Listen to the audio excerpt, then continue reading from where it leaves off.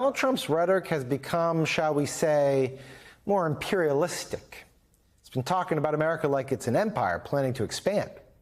Over the past week or so, Trump has proclaimed that the U.S. should reclaim ownership of the Panama Canal, acquire Greenland, and annex Canada as the 51st state. Now, Greenland's prime minister responded to Trump's idea by saying, quote, "Greenland is ours. We are not for sale and will never be for sale. We must not lose our long struggle for freedom."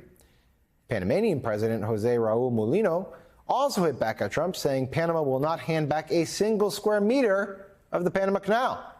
As for Canada, well, officials there say Trump is just teasing about the 51st state suggestion, but they aren't taking seriously his threat of a 25% U.S. tariff on Canadian goods. Joining us now is Barbara F. Walter, Rohr Professor of International Relations at the University of California in San Diego, author of How Civil Wars Start. Barbara, thank you so much for joining us. Really appreciate it. I don't even know where to begin on this one. What message is Trump sending to our allies with these proclamations about U.S. expansionism?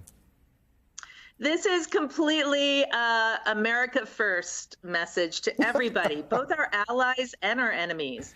It's the message that Trump's going to run this country as if we were the single and only powerful country in the world, as if it was back in the 1950s where the United States really was more powerful than everybody else and we could do what we want.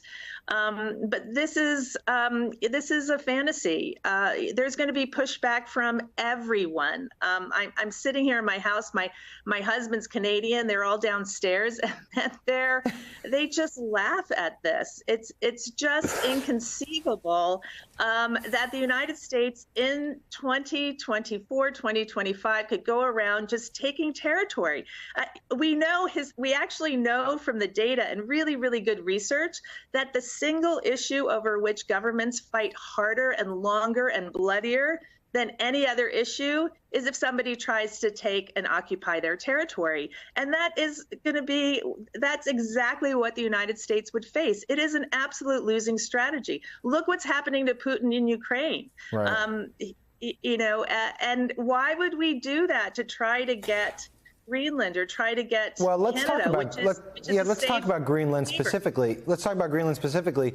There is I'm curious. There in national security circles there is the case that it would provide the U.S. Better insight into Russian provocations and better insight into what's going on in the Northern Atlantic. Is that essentially what this is about? Some sort of national security imperative to get Greenland, or is this just Trump's fantasy of controlling Greenland? Well, in an ideal world, there are economic and strategic benefits to controlling Greenland. That's absolutely true. The Arctic ice is melting, and we're going to have, and the world or Greenland will have more access to important minerals that are really important for clean energy. So there are economic and strategic reasons to want to be Greenland. The problem is that Greenland doesn't want to be part of any other country. In fact, it's part of Denmark. It's an autonomous region of Denmark, but they would very much like to be their own independent country. And if you talk to them about whether they would want to become part of the United States, absolutely not. So countries do not go down.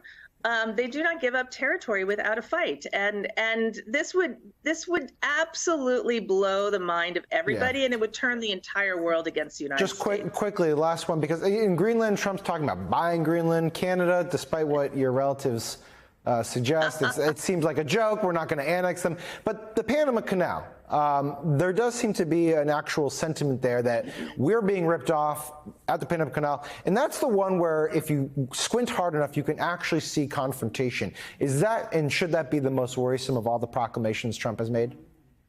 Yeah, this gets back to your first question, which is what is Trump trying to do here? And I think part of it is feeding his ego. He can act like the little prince of his empire. He could try to create an empire.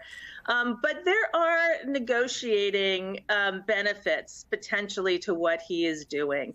That if Panama is not a rich, powerful country, and China has been moving into that region, and the United States under Trump could take a very hard stance and renegotiate some of those terms. So there are potentially negotiating benefits to this in the short term.